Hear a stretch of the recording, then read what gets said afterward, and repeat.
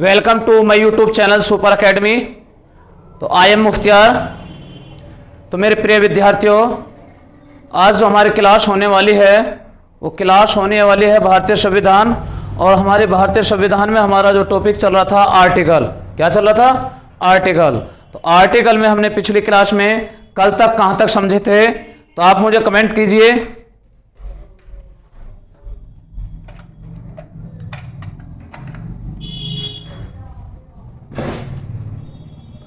तो बताना कल की जो हमारी क्लास हुई थी वो आर्टिकल कहां तक हम पहुंचे थे। तो आर्टिकल हमने कंप्लीट किया था 11। कितना? आर्टिकल 11 कंप्लीट किया था, जो आज हम उससे आगे चलने वाले हैं। तो मेरे प्रिय विद्यार्थियों, मैंने आपको कंप्लीट करा चुका भाग 1 और भाग 2। भाग 1 में आता है भारत और राज्य क्षेत्र, भाग 2 में आता है नागरिकता। आज हम शुरू करने वाले हैं भाग 3। क्या? भारतीय संविधान में आज जो हमारी क्लास होने वाली है वो होने वाली है भाग 3। और भाग 3 में कितने अनुच्छेद आते हैं? तो अनुच्छेद आते हैं मेरे भाई 12 से लेकर 35 तक। कितने? 12 से लेकर 35 तक अनुच्छेद आते हैं। किसमें? भाग 3 में। तो ध्यान से सुनना बहुत ही अच्छे से। अगर हम बात करें आर्टिकल नंबर 12 की, आर्टिकल नंबर 12 में क्या कहा गया है? तो आर्टिकल नंबर 12 में मूल अधिकार की परिभाषा है। मूल अधिकार की परिभाषा। मूल अधिकार की परिभाषा है। तो मूल अधिकार की परिभाषा का जो वर्णन है वो अनुच्छेद नंबर 12 में है। किसमें है? अनुच्छेद नंबर 12 में है। और 12 से लेकर 35 तक ही हमारे मूल अधिकार रखे गए हैं। कहां तक? अनुच्छेद 12 से लेकर अनुच्छेद 35 तक मूल अधिकारों की व्याख्या की गई है। और मैं आपको आज यही चर्चा करने वाला हूं कि किस अनुच्छेद में हमारे कौन कौन से अधिकार रखे गए हैं। तो आर्टिकल नंबर 13 में अगर हम बात करें, आर्टिकल नंबर 13, तो आर्टिकल नंबर 13 में जो वर्णन है वो एक शब्द रखा गया है। क्या? अल्पीकरण। अल्पीकरण। तो आप याद रखना अल्पीकरण से आर्टिकल नंबर 13 में अल्पीकरण शब्द रखा गया है। अब अल्पीकरण क्या है कि किसी भी काम को अगर हम करेंगे तो एक संविधान के दायरे में रहकर काम करना होगा। क्या?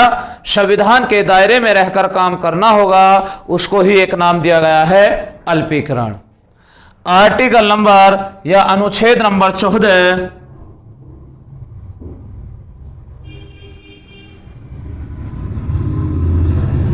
अनुच्छेद या आर्टिकल नंबर 14, इसमें वर्णन दिया गया है विधि के समक्ष समानता। क्या? विधि के समक्ष, विधि के समक्ष समानता।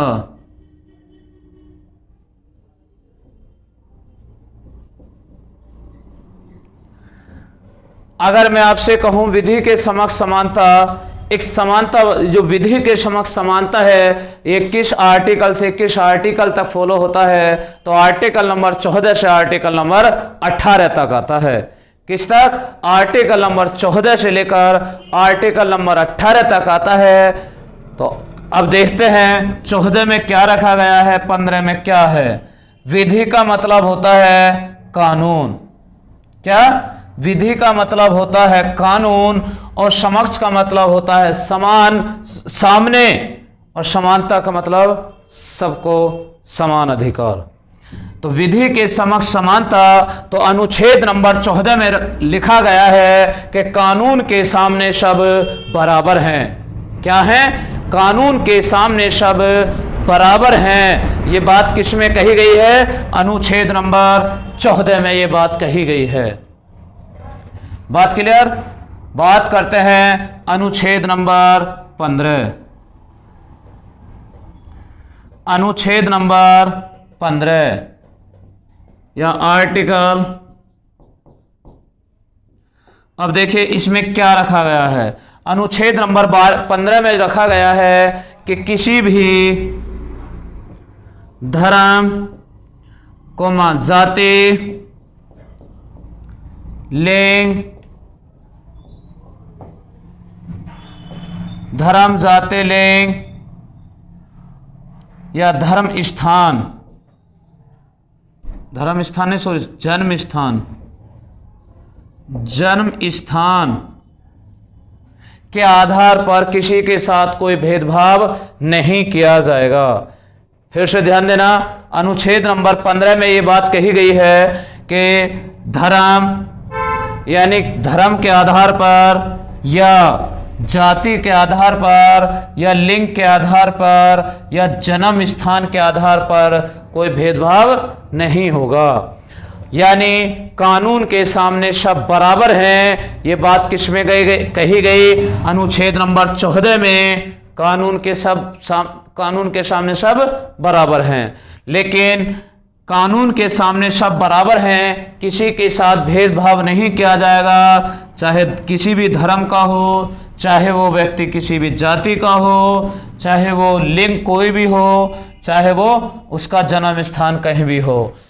जैसे मैं एक एग्जाम्पल के तौर पर कोई बात कहूं कि कोई भी किसी व्यक्ति ने अगर अपराध किया है, किसी व्यक्ति ने कोई अपराध किया है या किसी दो व्यक्तियों के बीच में आपस में कोई झगड़ा हुआ है और उनमें अगर दोनों व्यक्तियों को सजा देनी है तो ऐसा नहीं हो सकता कि एक व्यक्ति को सजा कम दी जाए और एक व्यक्ति को ज़्यादा दी जाए।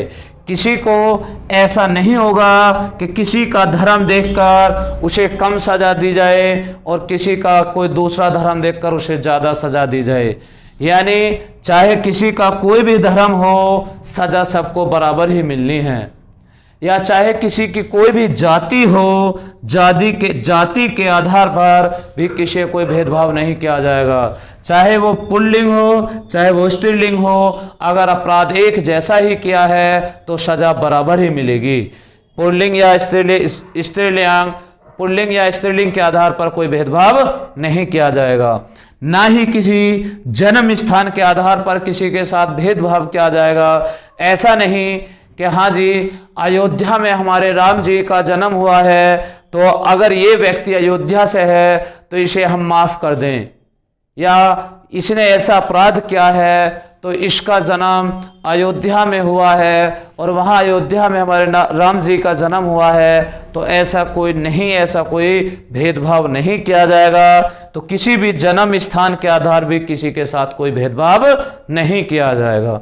तो अनुच्छेद 15 में यही बात कही गई है कि ना तो धर्म, ना जाति, ना लिंग और ना जन्म स्थान के आधार पर किसी के साथ भेदभाव नहीं किया जाएगा। बात समझ में आ गई होगी अच्छे से। इससे आगे चलते हैं अनुच्छेद नंबर 16।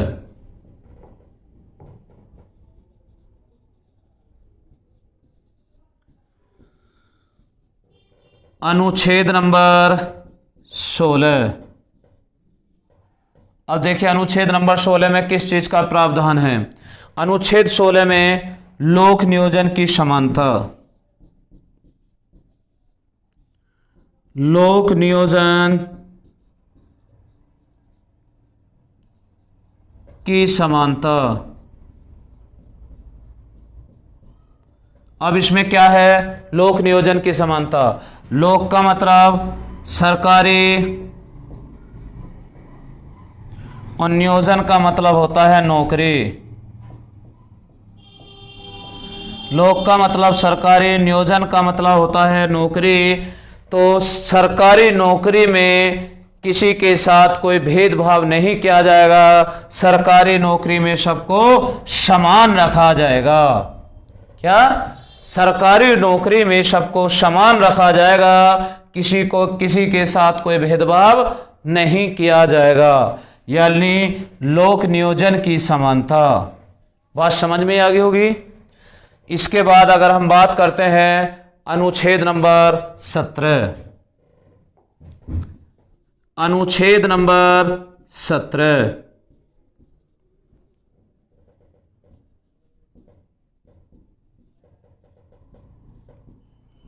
अब देखिए अनुच्छेद नंबर 17 में किस चीज का वर्णन है? अस्पृश्यता का अंत।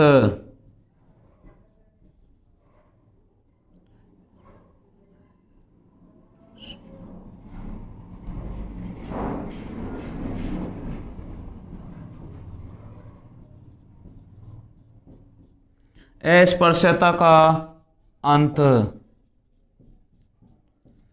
अस्पृश्यता किसको बोलते हैं? छुआछूत। किसको? छुआछूत। यानी छुआछूत के आधार पर किसी के साथ कोई भेदभाव नहीं किया जाएगा। छुआछूत के आधार पर किसी के साथ कोई भेदभाव नहीं किया जाएगा। बात समझ में आ गई? यानी अब चाहे वो किसी भी जाति से बिलोंग करता हो, किसी के साथ कोई भेदभाव नहीं किया जाएगा। ये मैं आपको एक एग्जाम्पल दूं तो आप सभी जानते हैं जिस टाइम बाबा साहब भीमराव अंबेडकर थे उस टाइम शूद्र जाति के साथ या पिछड़ी जाति के साथ ज्यादा भेदभाव किया जाता था। डॉक्टर साहब भीमराव अंबेडकर के टाइम में उस टाइम शूद्र जाति के साथ बहुत ज्यादा अन्याय किया जाता था। यहां तक कि अगर किसी शूद्र जाति या निचली जाति के किसी व्यक्ति ने किसी कुएं से अगर पानी भर भी लिया तो उसे बहुत कड़ी से कड़ी सजा दी जाती थी। ये उस टाइम की बात थी जब अगर इतनी कड़ी सजा दी जाती थी, तो इसीलिए उस सबको समान रखने के लिए ताकि कोई किसी से छुआछूत ना माने, तो आर्टिकल नंबर 17 में यही बात की गई है कि अस्पृश्यता का अंत यानी छुआछूत का अंत। अब अगर आपके साथ कोई छुआछूत मानता है तो वो एक अपराध है। ठीक है, छुआछूत अगर कोई मानता है तो वो एक अपराध है और किसी के साथ कोई भेदभाव नहीं करना चाहिए, कोई छुआछूत नहीं माननी चाहिए। बात क्लियर? या एक मैं एग्जांपल लूं, कुछ दशाओं में छुआछूत को छूट दी गई है। जैसे कि 2020 में कोविड-19 आया था, तो वो एक महामारी थी और महामारी में ऐसा नहीं कि किसी व्यक्ति को क्वारंटाइन करके रखा गया है और वो ये कहने लग जाएं कि मुझसे छुआछूत मान रहे हैं, तो ऐसा नहीं। तो कुछ दशाओं में ये बात रखी गई है कि कुछ महामारी या जैसे कि एड्स की बीमारी हो जाए या कोई ऐसी महामारी आ जाए जैसे कि कोविड-19 की महामारी आई थी, ठीक है, या प्लेग की बीमारी आ जाए। प्लेग की बीमारी जो फैलती है वो वायु के माध्यम से भी फैलती है। तो ऐसी दशाओं को छोड़कर बाकी अगर कोई छुआछूत मानता है तो वो एक अपराध है। तो छुआछूत को किस आर्टिकल के तहत समाप्त कर दिया गया? आर्टिकल नंबर 17 के तहत छुआछूत को समाप्त कर दिया गया। आर्टिकल नंबर 18, अनुच्छेद नंबर 18,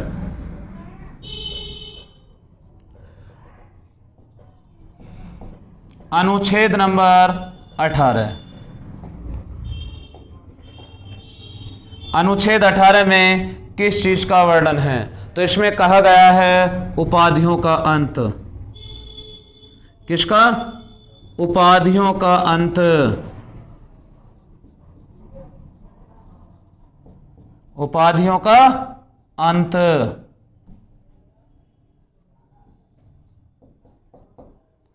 अब जो उपाधियों का अंत रखा गया है, यानी अनुच्छेद नंबर 18 उपाधियों का अंत किया गया है कि जो भी उपाधि हैं इन उपाधियों को समाप्त किया जाए। तो आपको पता होगा कि अंग्रेजों के टाइम में कुछ उपाधि दी जाया करती थी। जैसे कि मैं कहूँ महात्मा गांधी को उपाधि दी थी केसर ए हिंद की उपाधि, या रविंद्रनाथ टैगोर को जो उपाधि दी थी वो दी थी नाइटहुड की उपाधि, या खान अब्दुल गफ्फार को जो उपाधि दी थी वो खान की उपाधि दी थी। तो अंग्रेज ये उपाधि दिया करते थे, तो उन उपाधियों को समाप्त कर दिया गया आर्टिकल 18 के तहत। लेकिन आर्टिकल 18 के तहत इन उपाधियों का अंत कर दिया गया, लेकिन कुछ क्षेत्रों को छोड़कर, जैसे कि एग्जाम्पल शिक्षा के क्षेत्र को छोड़कर। शिक्षा के क्षेत्र में उपाधि धारण की जा सकती है, जैसे कि मास्टर की उपाधि तो है ये, या मैं कहूँ चिकित्सा के क्षेत्र में, जैसे जो MBBS बन जाते हैं तो वो अपने नाम के आगे डॉक्टर की उपाधि लगा लेते हैं। किसकी? डॉक्टर की। तो वो भी तो एक उपाधि है। तो जैसे सेना के क्षेत्र में, तो सेना के क्षेत्र में या शिक्षा के क्षेत्र में या चिकित्सा के क्षेत्र में, तो ये इन क्षेत्रों में उपाधियों को दिया जाता है। बाकी इन क्षेत्रों के अलावा किसी भी क्षेत्र में उपाधि नहीं दी जाती। आर्टिकल 18 के तहत बाकी क्षेत्रों में उपाधियों का अंत कर दिया गया है, और बाकी शिक्षा, चिकित्सा और सेना के क्षेत्र में उपाधि दी जा सकती हैं। बात समझ में आ गई होगी अच्छे से। तो आर्टिकल 19 की तरफ चलते हैं। अनुच्छेद नंबर 19, अनुच्छेद नंबर 19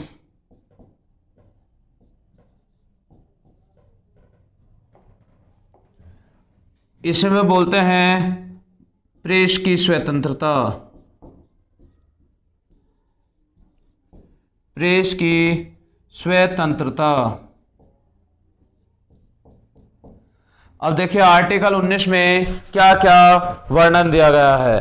तो आर्टिकल नंबर 19 में प्रेस की स्वतंत्रता यानी बोलने की स्वतंत्रता, ठीक है। जैसे कि मैं आपको समझाऊं, बोलने की स्वतंत्रता, मौन रहने की स्वतंत्रता, या RTI की स्वतंत्रता, राइट जो इंफॉर्मेशन होती है यानी उसकी भी स्वतंत्रता, या झंडा फहराने की स्वतंत्रता। ये जो स्वतंत्रता रखी गई है वो किस में रखी गई है? अनुच्छेद 19 में। प्रेस की स्वतंत्रता यानी बोलने की स्वतंत्रता, या मौन रहने की स्वतंत्रता, झंडा फहराने की स्वतंत्रता, या मैं कहूं मीडिया जो होती है बोलने, प्रेस की स्वतंत्रता। बात समझ में आ गई होगी। तो प्रेस की स्वतंत्रता किस में रखी गई है? 19 के फर्स्ट में रखी गई है। लेकिन 19 के कई पॉइंट दिए गए हैं। 19 के 7 पॉइंट होते हैं, उन हम सातों पॉइंट के बहुत अच्छे तरीके से पढ़ने वाले हैं। तो देखिए 19 के फर्स्ट में क्या आता है? प्रेस की स्वतंत्रता यानी कि बोलने की स्वतंत्रता। तो अगर 19 के 2 की बात करते हैं, 19 के 2 में क्या आता है? तो 19 के 2 में आता है सभा करने की स्वतंत्रता। किसकी? सभा करने की स्वतंत्रता। कि कोई भी व्यक्ति या कोई भी किसी भी मजहब से या किसी भी धर्म से वो बिलोंग करता हो, अगर वो अपने धर्म का प्रचार करना चाहे अपनी सभा करके, तो वो कर सकता है। उसे फुल आज़ादी है, फ्रीडम है कि वो कहीं भी अपनी एक सभा कर सकता है। लेकिन आर्टिकल 13 को दिमाग में रखते हुए, यानी आर्टिकल 13 ये कहता है कि अल्पीकरण, संविधान के दायरे में रहते हुए, क्या संविधान के दायरे में रहते हुए आप कहीं भी सभा कर सकते हैं, ठीक है। 19 का 3 बोलता है संगठन की स्वतंत्रता। काय के? संगठन की स्वतंत्रता। अब संगठन, चाहे कोई भी किसी चीज का संगठन बनाने की स्वतंत्रता है। चाहे मैं इस पर एक सबसे अच्छा एग्जांपल दूं, तो सबसे अच्छा एग्जांपल यही है, जैसे कि दहेज प्रथा उन्मूलन के खिलाफ अगर कोई महिला संगठन बनाना चाहे तो बना सकती हैं। क्या? दहेज प्रथा के खिलाफ अगर कोई महिला संगठन बनाना चाहे तो बना सकती हैं। तो किसी चीज का अगर कोई संगठन बनाना चाहे तो वो भी बना सकते हैं। 19 के 3 में।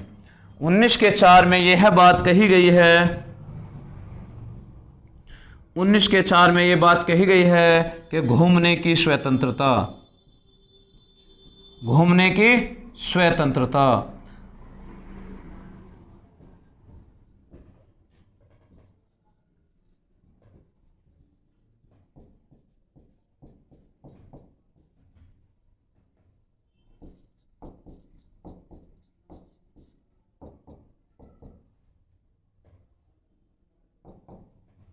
बात समझ में आ गई होगी।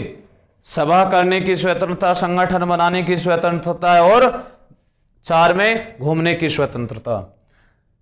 4 में घूमने की स्वतंत्रता है। तो अगर हम बात करें 5 में, 19 के 5 में है बचने की स्वतंत्रता, बचने की स्वतंत्रता। और 19 के 6 में है संपत्ति की स्वतंत्रता, संपत्ति की स्वतंत्रता। 19 के 7 में है, 19 के 7 में है व्यवसाय करने की स्वतंत्रता, व्यवसाय करने की स्वतंत्रता। तो देखिए मैंने 19 में 7 पॉइंट होते हैं, मैंने सातों ही पॉइंट को आपको क्लियर करा दिया है, बहुत अच्छे से लिखवा दिया है। बाकी अब एक बार फिर क्लियर करना, बहुत अच्छे से समझाने वाला हूं। 19 के फर्स्ट में प्रेस की स्वतंत्रता, जिसे हम बोलते हैं घूमने की, बोलने की स्वतंत्रता। 19 के 2 में है कोई भी कहीं भी सभा करने की स्वतंत्रता, चाहे वो अपने धर्म का प्रचार करे या किसी भी बात की कोई अपने सभा करना चाहे। संगठन बनाने की स्वतंत्रता, किसी भी चीज का संगठन बनाए तो उसकी स्वतंत्रता, संविधान के दायरे में रहते हुए। घूमने की स्वतंत्रता, तो आपको घूमने की भी फुल आज़ादी है कि घूमने की स्वतंत्रता, लेकिन वो भी एक संविधान के दायरे में रहकर। ये नहीं कि जहां मन करे वहां घूमने चले गए, संविधान के दायरे में रहते हुए, ना कि संविधान को पार करते हुए। बचने की स्वतंत्रता, तो ये भी 19 के 5 में रखी गई है। संपत्ति की स्वतंत्रता, व्यवसाय करने की स्वतंत्रता, यानी भारत के अंदर कहीं भी आप व्यापार कर सकते हो, व्यापार करने की स्वतंत्रता। लेकिन ये 19 का जो 6 है, इसको ये अब हमारा जो संपत्ति का अधिकार था, वो संपत्ति का अधिकार को हमारा मूल अधिकार से हटाकर इसे कानूनी अधिकार बना दिया गया है। तो ये कब हटाया गया था? तो ये जो हटाया गया था वो भारतीय संविधान के 44वें संविधान संशोधन, भारतीय संविधान के 44वें संशोधन, 44वें संविधान संशोधन के तहत 1978 को इसे एक मूल अधिकार से हटाकर कानूनी अधिकार बना दिया गया है। क्या बना दिया गया है? कानूनी अधिकार बना दिया गया है। और इस कानूनी अधिकार को कहां रखा गया है? अनुच्छेद 300 के क में रखा गया है। बात क्लियर? बहुत अच्छे से समझ में आ गया होगा। बहुत ही अच्छे से मैंने समझाने की कोशिश किया और इससे ज्यादा आपको कोई समझा नहीं सकता। पूरा पॉइंट टू पॉइंट समझाते चल रहा हूं, एक तरफ से कोई भी पॉइंट नहीं छोड़ रहा कैसी भी। ठीक है? तो मेरे भाई और बहनों और जिगर के टुकड़ों, वीडियो को ज्यादा से ज्यादा शेयर करो, वीडियो को लाइक करो और कमेंट करो। ठीक है? तो चलते हैं, फिर मिलते हैं नेक्स्ट क्लास में। तब तक के लिए जय हिंद, जय भारत।